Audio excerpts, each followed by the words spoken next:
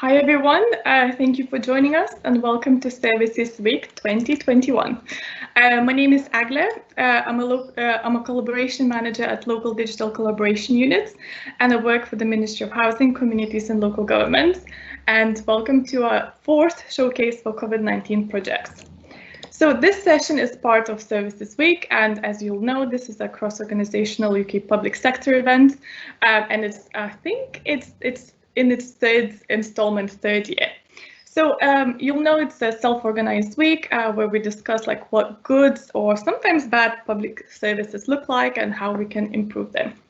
So this year we had quite a lot of interest. There are 46 or maybe even more right now sessions being delivered by 26 organizations. And as you can see, there's the full agenda here. You can find it online and you're more than welcome to join any other sessions this week.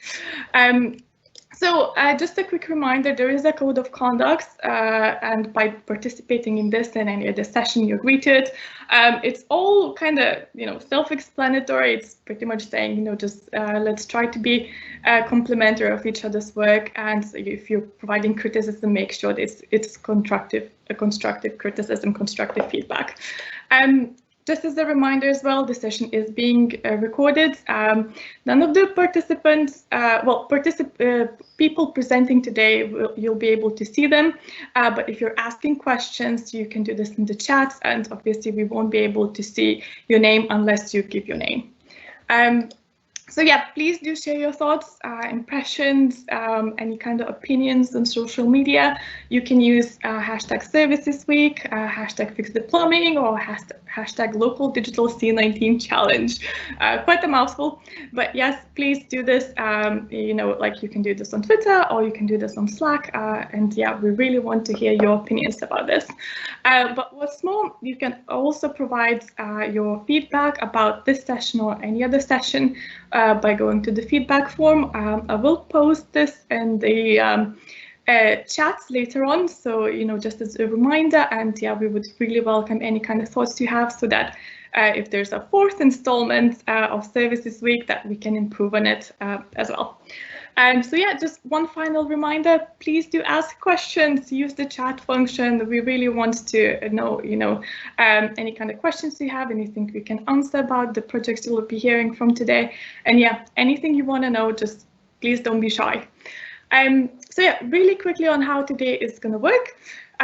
So I'll give you a really brief introduction to the local digital program, and then I'll hand off to our projects. So after each of the presentations, we will have 5 to 10 minutes of Q&A time. And you will be hearing, first of all, from the Camden Council, who will tell you all about their work on digital planning notice and Playbook, followed by Sam from LDCU, who will tell you all about the community engagement Playbook. So overall, this event should be around an hour long, so we aim to wrap up by midday. So I hope you will be able to stick with us for the whole time, but if not, as we said, like a recording will be available. So yes, really quickly about local digital declaration, just before I hand off to our projects. So we support the local government efforts to work together, and we do this primarily in 3 ways. So we do this by funding and supporting collaborative projects to solve common problems, by providing training for council staff to develop their digital capabilities, and finally by bringing people together to share their work and learn from each other. So on your screens, you should be seeing 5 key commitments of the local digital declaration, and our funded projects help us show how these principles work in practice. So you can read the whole thing on localdigital.gov.uk, but in a nutshell, the declaration is a shared vision for the future of local services, and it's something that we collectively aspire and hold ourselves accountable to in our work on digital, data and technology in local government. Also, just to give you a bit of an overview of how the declaration came to be. So in 2018, 45 organizations from local, central and sector bodies, they co-authored the declaration, and so far 223 councils have signed the declaration. So signatories, as I mentioned a bit earlier, they get some great benefits like access to free training courses, they can apply for funding via our local digital fund. So if your council hasn't yet signed up, please visit our website to find out more on how that can be done. And yes, a bit more about the local digital C-19 challenge. So as you'll know, this year has been just a really challenging time for local governments who have been at the forefront of COVID-19 response and recovery.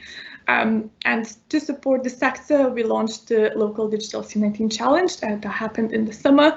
And the purpose of the fund was just to give some money, some funding to new and existing work that are responding to pressing needs that could deliver a tangible output within around 2 months, and something that can also be picked up and reused by others in local government. So we received 123 applications. We funded 12 projects, and it was in the areas ranging from information sharing to community engagement and better working practices. And today you'll be hearing from 2 of these projects. So as I mentioned earlier, and the key focus of today's showcase is, as we said, is how councils can continue to have meaningful interactions, meaningful conversations with the residents when face-to-face services are so limited. So without further ado, I will hand off to Jonathan and Richard, who are from Camden Council, who will tell you all about their digital place-based engagement project. Thank you very much for the introduction, Egle. My name's Jonathan McClue. I'm from Camden Council. I'm a planning officer and I'm working on the digital engagement project. We've partnered up with Middlesbrough, Buckinghamshire, and our delivery partner is FutureGov. So we've got 2 main strands of our project. It's a digital site notice and a digital engagement playbook. So we start with our problem statement. Planning has a number of barriers to engagement and involvement. Before COVID started, we were already looking at how to maximise social value and community input in the planning process. To do this, we need to understand what communities value and what they seek from developments in the planning system. And a challenge we face is getting the whole community to engage. We want a wide breadth of diversity in our consultation. The pandemic has forced us to abandon face-to-face engagement. We can no longer meet in meeting rooms and city halls, etc. So we've had to go fully digital, and the first step for that for us was having virtual planning committees, and that flew onto licensing committees and various other formats. But we feel overall the switch to digital has presented an opportunity for us and everyone else to do things better. So there's definitely improvements in scope in the planning system. There's lots of different stages to engagement and planning, from the early place shaping or site allocations and plan making stage, all the way through the planning process to monitoring and delivery. Our aim is to stop engagement in silos. It's very compartmentalized. We want it to be a more inclusive and flowing process from start to finish, and we want to look at collecting data and engaging meaningfully all the way through the process. So our challenge, and the next slide please, Rich, our challenge is to create a digital site notice and a digital engagement book. The site notice at the moment can be based on limited data, but we want to know what it looks like, and on the right you can see a picture of a typical site notice that you can find around the country, something stuck, but we're looking at a digital twin of a site notice that can work with that. The digital playbook is a way of helping local authorities share and learn best practice and engaging digitally and involving communities in planning. It's an interactive manual which will be full of tools and resources, and it will assist officers and boroughs seeking a greater quality and diversity engagement. And next slide, please. We've started user testing on our prototypes already. This is with individuals face-to-face or one-to-one through Zoom and so on. We've also done a combination of various workshops and show and tells, which we publish online, and we invite people to attend. And this is a really important part of our project, and it's going to help us develop. So now I'll pass you over to Britt from FutureGov, who will talk you through in a bit more detail about what we've been doing. Thanks, Jono. Hi, everyone. I'm Britt. I'm a principal consultant at FutureGov. Been working with Camden and a range of other local authorities who have been involved in putting together the work. So the last 12 weeks, I think, about that, has involved a lot of activities. So we started with some desk research, looking at current attitudes and interests and behaviours around place-based engagement, including insights from the social value in planning work that Camden did, that Jono mentioned, as well as findings from shelter reports around social and economic measures that people care about to inform our designs. And then we came up with a set of hypotheses and assumptions to test through workshops with local authority officers. We then developed some prototypes to test with residents and tested those with 7 residents from underrepresented groups, and then updated our designs based on feedback and insights, and created a future state version of what the planning notice might look like, as well as thought about a more current state minimum viable product version. And we'll show you those today. So the scope of the project, we focused in on viewing a site notice, giving feedback, and then also how planning officers ask for feedback. This is just, it's important to also understand the kind of wider journey that the site notice sits within. So finding a site notice, how people actually get there in the first place, and then how planning officers use that feedback once it's captured. So these elements we haven't looked at in detail, so we focus on the middle bit, but important to think about for future work as well. So the riskiest assumptions that we went in to test with residents, we looked at do residents care about social and economic impact of developments? And we put some examples of what those might be to test with residents. We were looking into what residents actually want to know about the planning process, whether or not they want to engage with development management in planning as opposed to policy and plan making, and also whether they're able to provide meaningful feedback. So we tested with 7 residents, and I think it'd be great to be able to do further testing in the future. And we looked to focus in on those who are underrepresented at the moment in planning engagement. So we tested with, I might just go through those stats, sorry, whoever's controlling the slides, Rich.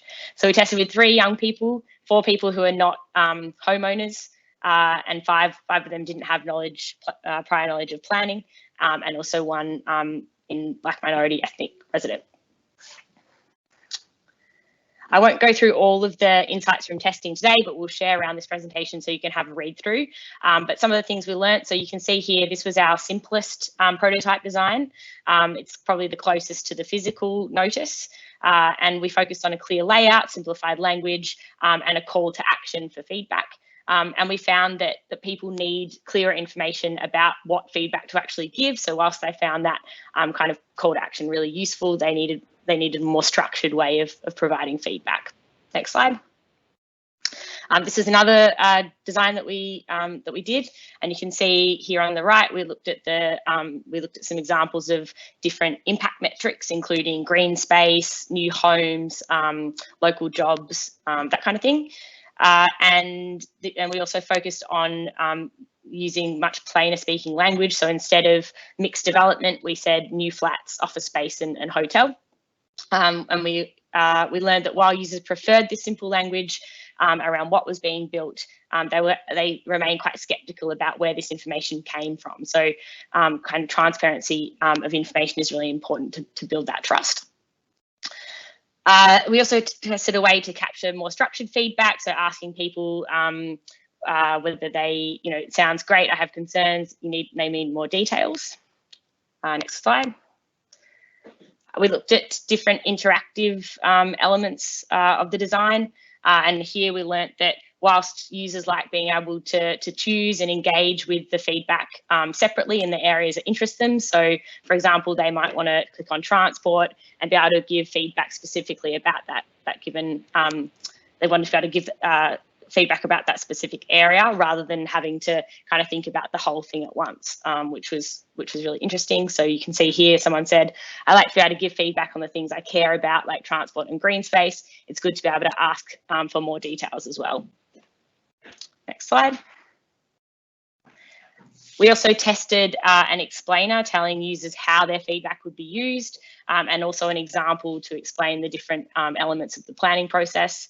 So here we learnt that telling residents how that feedback will be used is a really good way to build trust. And residents, but the planning authority must be able to use that feedback to be able to keep residents updated on how that feedback is being used. Next slide. So that was a bit of a rapid run through, but now I'm going to pass over to Ian, who will show you how we took that feedback from residents and built it into our design. So these are the latest designs based on iterations from what we learned. Thank you, Brits. I'm Ian. I'm a content designer at FutureGov, and hopefully my screen will share.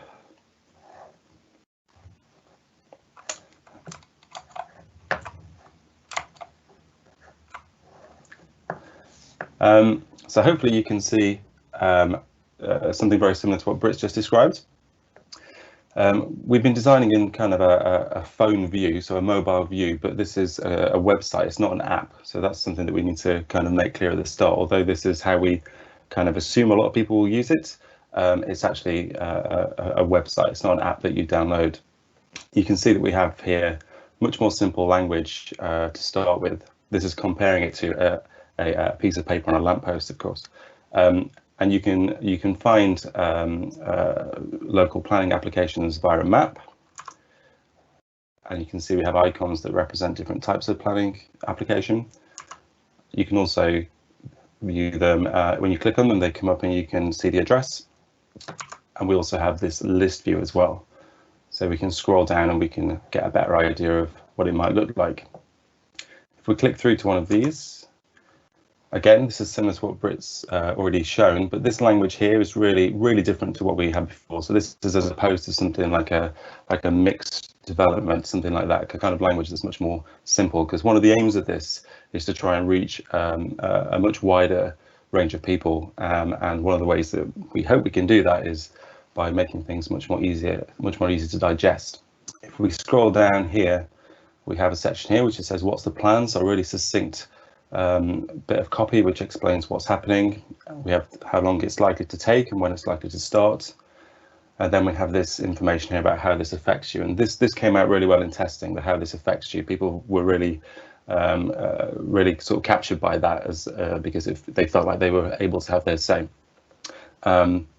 I'll come back to one of those in a second. If we go further down, we move this to the front, so where we are in the process. And crucially here, we're not using planning language, I guess. So we're saying this is the stage where we're collecting feedback.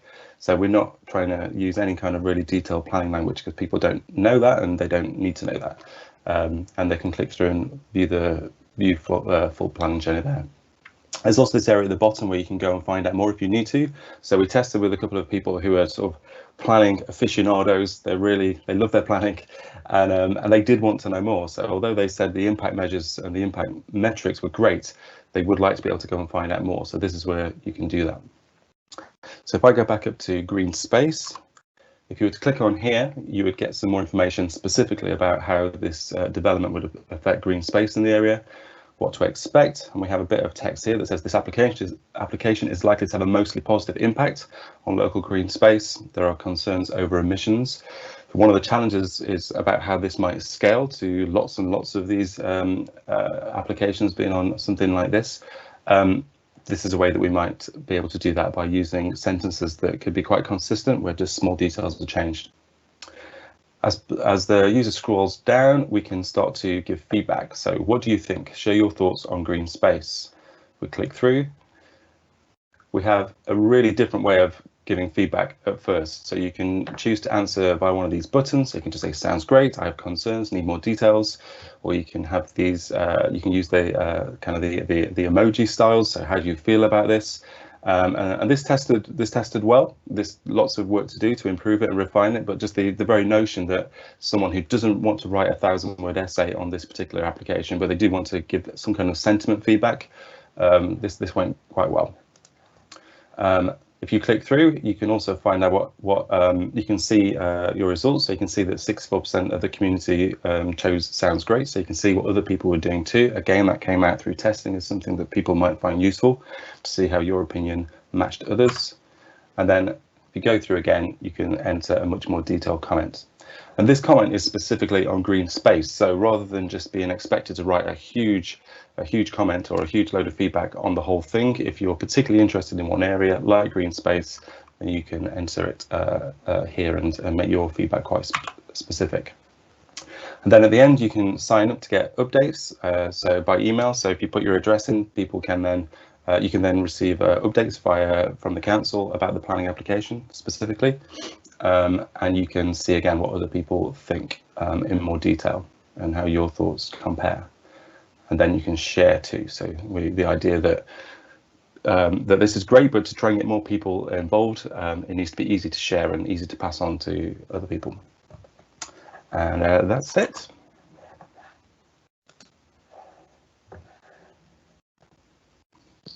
And I can't remember who I'm passing it back to. That's all right. Thank you so much, Ian. I cannot see any questions posted by our viewers who are probably being a little bit shy right now. But that's okay. We still have a couple of minutes time, so feel free to ask anything. Oh, I see one has just come through. So the question is, how much accessibility testing was done? Would anyone from the team like to? If I can just jump in quickly on that, I think I think in terms of accessibility, it's something that we thought about. We didn't directly test on that in this phase. I think there are things. Hang on, I'll just share my screen. So we were going to try and get through some other bits around the playbook that we did as well, but to sort of like highlight that, one of the things that we did within the within this project was also to try and do the playbook, like Jono mentioned at the beginning, and part of that is around trying to find routes of engagement, and so one of those is around how you reach certain groups, and that includes accessibility issues and stuff like that. So it's something that we're sort of attuned to. We'd like to see if we can take on this project onto the next stage. I think we're close to doing an MVP for our playbook, and I think that we'd like to see a digital notice in there. So we'd like to try and take the project forward, if we can, to develop these notices more. And I think a key goal for the next phase would be obviously a lot more testing on this. I think we've got a lot out of the user testing, but we want to directly engage more testing with both accessibility in terms of accessibility stuff. So we've been thinking around who we can directly engage in groups that can assist us in doing that, and indeed tapping into kind of resources at MHCLG for that if possible. And we've also been thinking around how we can use the playbook itself to try and do that. So one of the things is around improving levels of engagement amongst people with accessibility issues, and obviously that there's a huge range of accessibility on there. I mean, one of the key things, the way that's come out, for example, Ian just showed you there the list view, as well as the map. So that's one, in that maps can be quite hard for some people, so we decided to include a list view, and that was in response to some feedback as well, and some of the testing. So things like that are directly in response to accessibility questions. So we're aware of it, but we haven't done it in as much detail as we'd like to. We're at an early stage now, but that would be a focus of the next stage. Brilliant, thank you, Richard. We don't have any more questions, but I think Jonathan has just suggested doing a demo of the playbook. I think that would be quite interesting, Jonathan, if you want to walk us through it.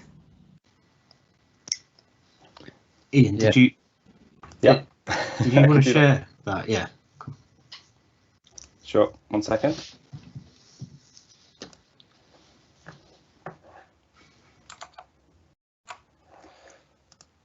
Okay, so we have, so the other part of the project is the digital engagement planning playbook that we've been working on. I'll try and give you a very quick run through.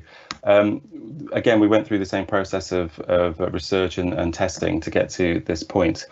So the idea behind the playbook was that it would be a place where people could find and add to resources that would help other people, other sort of planning officers and people around the country to get people engaged in the planning process. And we started quite broad, and what we've done is kind of narrowed down on what the playbook would be at first. So what we have here is kind of a very much in like an MVP, and as we scroll down, basically we have a list of case studies. So we initially had case studies, guides, templates, and the idea was that we would have everything on there. So that could be the future state, but at the moment we've kind of scaled back to case studies, and it's kind of how to use a specific tool to do a specific thing. So how to use WhatsApp to gather feedback on new developments, for example, just as kind of a test. And we also have lots of different ways that you could filter this information. But again, for this particular MVP, we've stripped it right back. But you can, so here's the list. There's just a bit of dummy content in there at the moment. But for example, you can search it. So imagine there are 100 resources here, and I wanted to know particularly about Nextdoor as a tool. So I could search Nextdoor, and this would automatically change. Or I could filter by audience, so the type of audience that you're particularly trying to reach. So I could change to homeowners, for example. Students, I can do more than one at any one time. And then to find out more about this particular resource, you would click through and you'd have a page. So this is all lives in the same place on the site. And this content here could be the resource itself, but you might also add a link. So if there is a fantastic case study on your own site, or just one that you know is brilliant from somewhere else, you can include a link and then link out to it. One of the things that came out of testing was we originally had this idea of a taxonomy, so a way into the content that was learn, implement, and advocate, which tested well, but again it felt like it was a bit too much to get started, and it needed a bit more of a getting started kind of page. So we removed that for this MVP version, and instead we started to put together this page. So anyone that's kind of new to using digital to engage the community in the planning process can kind of come here first. So we have this getting started, and we're building the content here now. And then you can also add to the resource. So we really want this to be a real community project, a real resource that people can feel feels like a real group ownership almost. So you can add a resource to the playbook by filling in a form, and we try to use this text here, help text, to try and help people put together useful resources with useful information. I won't go through all this now, but basically if you fill all this information, it will populate the front page of the playbook here. And so hopefully this would begin to become a collection of fantastic case studies that explain how to use tools to engage more people in the planning process, and it will grow and it will develop almost like a living, working, breathing space that everyone can come to and add to. We have some stuff at the bottom as well, very quickly, that we can, like a little FAQ section and a space where people can leave feedback and that kind of thing. So again, this is an MVP stage. We're really right at the point of hopefully where it can, more content can be added and it can start to become a thing. Brilliant. Thank you so much, Ian, for this. And whilst you were doing this, a new question came through. So really quickly, one last question for the project. It says there's a lot of improvement work going on around planning in local government and central government. Do you have a community to share learnings among each other? And also how others can see similar solution to avoid duplication of work? Yeah, that's a really good question. I mean, the short answer is yes, there's a growing community of it. I think just around this project, we've managed to grow quite a large community of interest around it, both in terms of the notice and the playbook. So we're going to continue sort of engaging with those partners and involving them. We also we work in the open, so we publish our show and tells. They're open invites to the show and tells. We are a bit behind on blog posts at the moment. That's my fault, but we will do that. And as part of this, as we wrap up this project, we're going to be sharing all of our findings and keeping that all open to try and make sure that everyone else can kind of learn from it, scale from it, and improve it as well, and build on what we've done. And we've certainly benefited from working with lots of other projects, including, you may have heard of things like Ripper and BOPS, which are other projects in the planning area, and we've got involvement in those, and they've got involvement in ours, so we're all sort of cross-working, and yeah, we're just trying to kind of grow it. But I think that the whole ethos, which is being fostered by MHCLG, by the local digital team, has been very much working in the open and trying to collaborate with everybody, and it's works really well.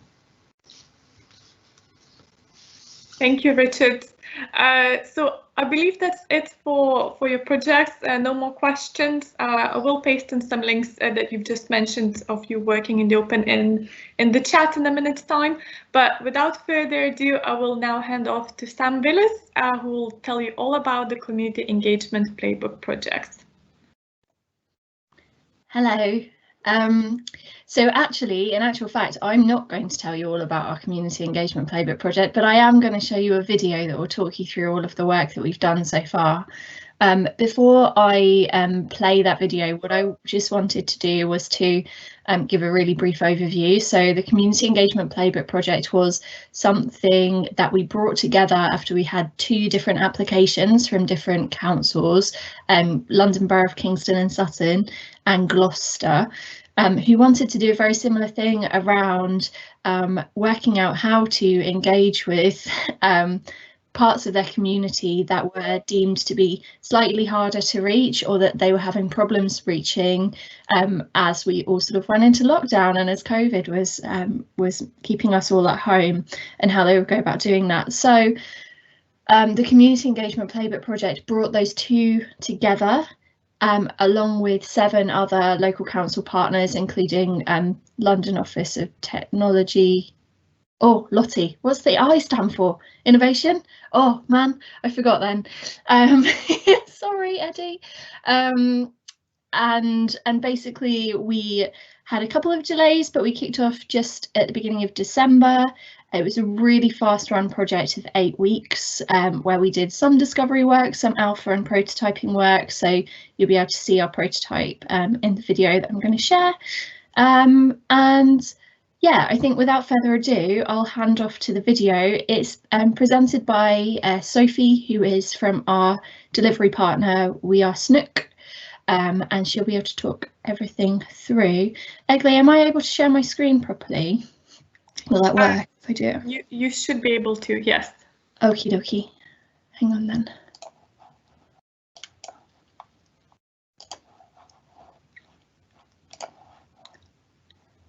Is that working okay?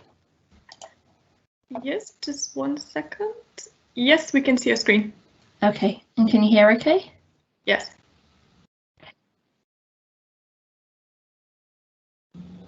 Oh, no, I don't think there's sound coming from the video. There isn't? None that I can hear. Okay. I don't know quite what to do about that. Do you want to try and share it from your slide deck, Egley? I'll give it a go. Sorry, I'll stop sharing. No, that's fine, that's fine. And apologies to all the attendees. Sorry, we are professional, honest. Let's see.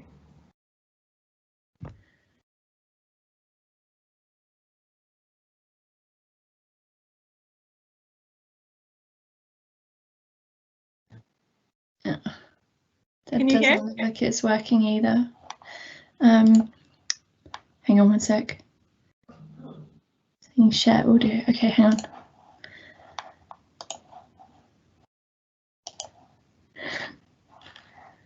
Ah, okay, I've got it. Hang on, I'll do it, Egley.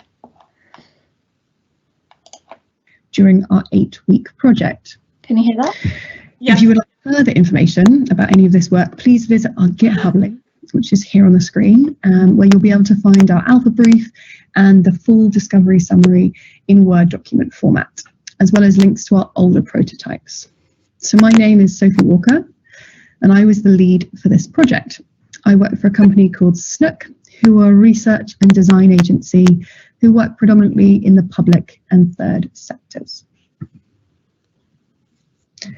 The discovery that we've just completed for MHCRG was focused on creating a playbook that gathers examples and learnings around new ways local authorities have engaged with citizens during the pandemic.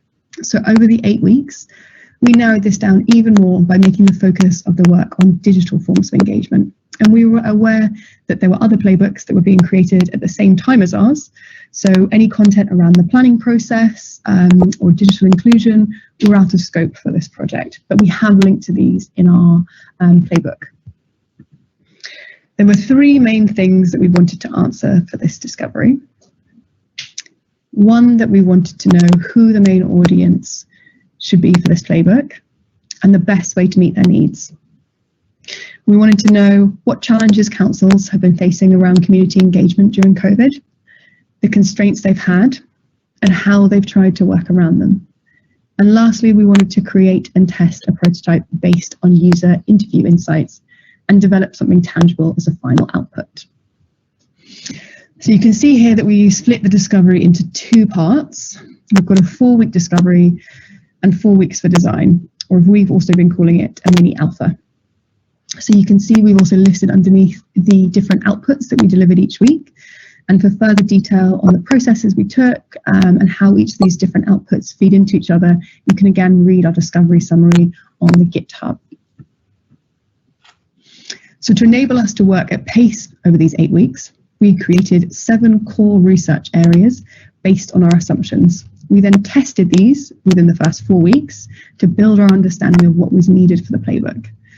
And in the final 4 weeks, we then built on these to create an HTML prototype that pulled all of that together.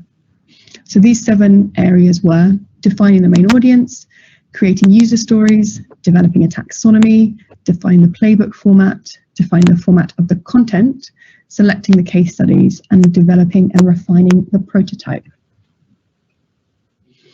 So I'll just walk you through each of these in a bit more detail and explain how these key areas contributed to the playbook. So for defining the main audience, so we agreed as a project team that success should be measured by impact rather than reach. From our interviews, we saw that the greatest impact would come from people implementing the case studies in the playbook and actually putting these learnings into practice, and that we would be more likely to see this if we could get the playbook into the hands of engagement specialists. And by engagement specialists, we mean those who are thinking about doing engagement every day, rather than those who are doing engagement in addition to their job.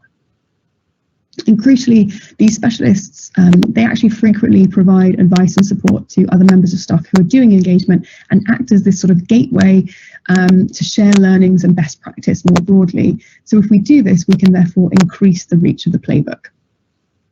So by doing this, we therefore agreed that specialists should be the primary audience, and other roles that sometimes do engagement in their work should be the secondary audience. So user stories, we made 16 of these from common needs and then prioritized them based on how many participants spoke about them. Going forwards, these should be therefore used to decide what is the most relevant and useful content to add to the playbook. When it came to developing a taxonomy, given the pace of work, instead of waiting until the end of the project like you might usually do, we decided to create simple taxonomies to test early at multiple points throughout the 8 weeks, and this helped us to create a light version of a taxonomy that can be developed and scaled as more content is added. So when it came to defining the playbook format, the desk research and user interviews showed that the digital products are easiest to navigate, maintain, and access. So we agreed that the playbook should be web-based, but needs to be tested as the playbook grows to ensure it still meets the user needs. The format of the content was based on insights about what key contextual details are important to users. For example, this could include costs for software used, or kind of what risks might need to be considered when running the engagement. So if you're running an event, this could be that you need to recruit speakers early, as that would be a risk if you didn't. And when it came to selecting the case studies, we used the user stories to prioritize which should be addressed during the discovery, and we then created a template for how content can be assessed for relevance in the next stages of work. And then finally, when it came to developing and refining the prototype, we based these on the insights gathered on kind of the first 4 weeks of the discovery. We then built multiple Figma versions for user testing, and based off the back of those, we then created a final prototype in HTML to then use to test in the next stages of the work, which I will walk you through now.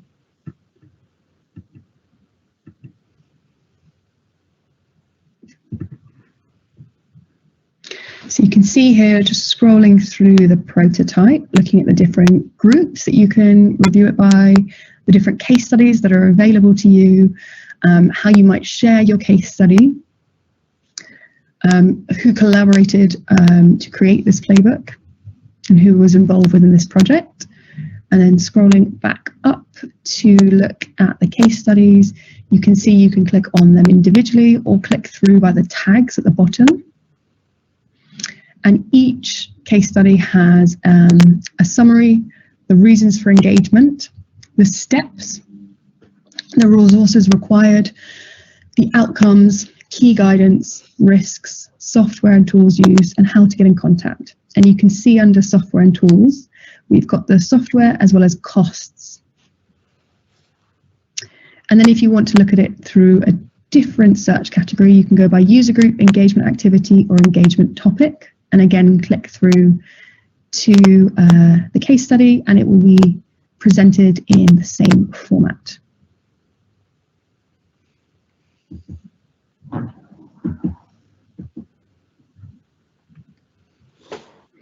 So what are the riskiest assumptions that we've come across from the end of the discovery that need to be addressed in Alpha?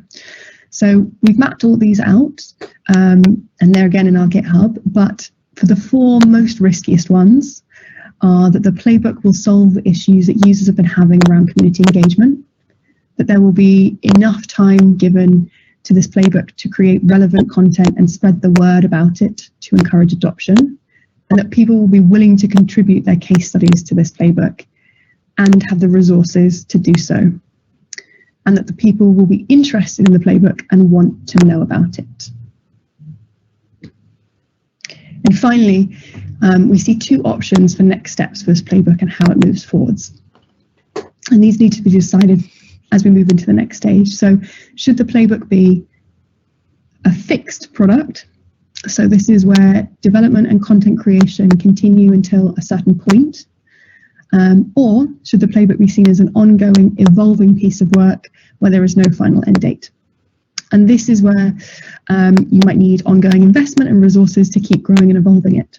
So given the insights that we've seen from our interviews, as well as our own experiences with running this discovery, we've found that councils lack the time and support for this type of work, particularly to be able to support something like this in the long term. So unless a proactive organisation or council is found to lead this work, we would recommend this playbook is designed as a fixed product, and that the aim of this playbook, or rather the aims of playbooks, are usually to define and share a practice, which means they tend to be a specific moment in time. So they're often not updated or maintained as a continuous way unless they have an active community of practice already around them. And the focus of this playbook, as it's around engagement during COVID-19, working towards an agreed date would be more appropriate. So thank you very much for your time today. And if you have any further questions about this work, you can get in touch with me on my email, sophie.walker@wearesnook.com. Hello, and thank you for being in. I think I'm back. Hello, sorry, it played again. I don't know why. So hopefully that gives everybody a good overview to the work. I think one of the key points for me is that, or 2 key points. So we had, as part of our COVID-19 funding round, we had applications from several organisations about playbooks. we selected 3 Playbook projects to come through for funding, and I think that makes it really, really clear that there is an emerging desire or need in the community to work in the open and to share their knowledge and share their findings and to actually put things out there into the world that other people can use. So I think just reflecting on what Rich and the team at Camden have been doing and what the team for the Community Engagement Playbook are doing, that desire for that community is there. The second point was just around, you know, where is that community and where is that group of really engaged people that want to be part of this? That's something that we're still trying to find out, and we haven't put in place clear plans for the next phase of delivery yet because, and there's a couple of reasons for it really. COVID might be over soon, or at least we'll be returning to some sense of normality, which slightly changes the scope of the work that we've done to date. And secondly, we had really good engagement with the council partners and other organisations as part of this work, but there is no clear owner for it or place for it to live. So there are a few decisions to be made around what it is, what approach we take at the next phase, and then who is going to take that on. So this is kind of a call to arms from me. If you are interested in this and you are interested in some of the case studies or the prototype, please get in touch with us, because we'd love to sort of get a few people together and discuss how it might work going forward, or whether there's anything interesting that can be reused. And I think that's probably it, Egley, so you can probably take questions if there are any. Thank you so much, Sam. This was really good and very informative. I cannot see any questions being published in the chat, but I do have one question from me, if you don't mind answering, Sam. So is there anything you'd like to share from your experience of delivering a project during the pandemic? Is there anything that, you know, any tips you have, or any reflections that, you know, anything you wish you'd known before the start of the project that you'd like to share with people watching? Not so much tips, but reflections, I suppose. The first one is, you know, the work was completed in 8 weeks.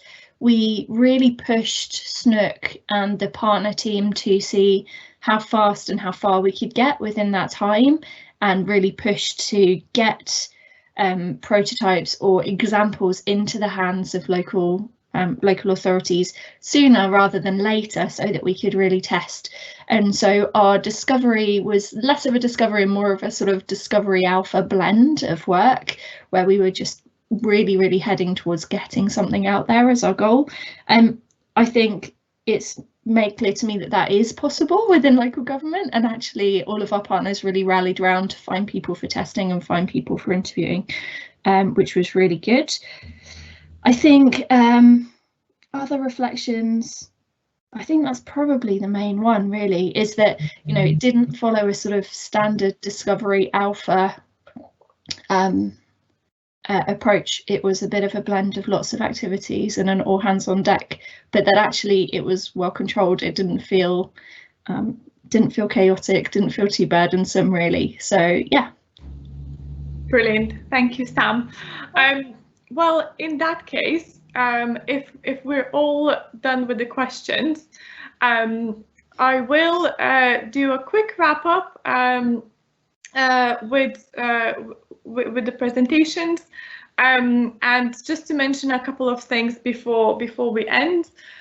So first of all, we do have one more showcase happening today at 3 p.m. It will be 2 of our projects that did research and well actually work on sharing vulnerability data. So if you're interested, please join us then.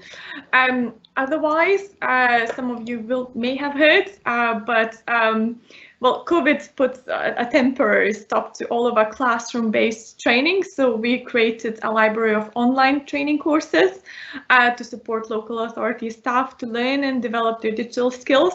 So you see a link on the screen, you can go there and just browse that library to see what kind of training opportunities are there. So what you'll see on the screen is that we have free courses that are free for absolutely everyone. There are ones where a fee applies, so they're open to all, but there is an entry fee. And finally, you will see courses in the library that have a star next to them. So these are the courses that are funded by us, by local digital collaboration units. And these are certified courses that are paid in full by us. So yeah, please do go have a look. It's open for all council employees, I believe. And yeah, just make use of it as you see fit. And finally, a really big thank you for joining us. Thank you for presenters. I hope you enjoyed the session. Please continue to join other sessions happening throughout the week. And finally, please do fill in the feedback survey. And I believe the link is in the chat. So thank you very much and have a lovely day, everyone.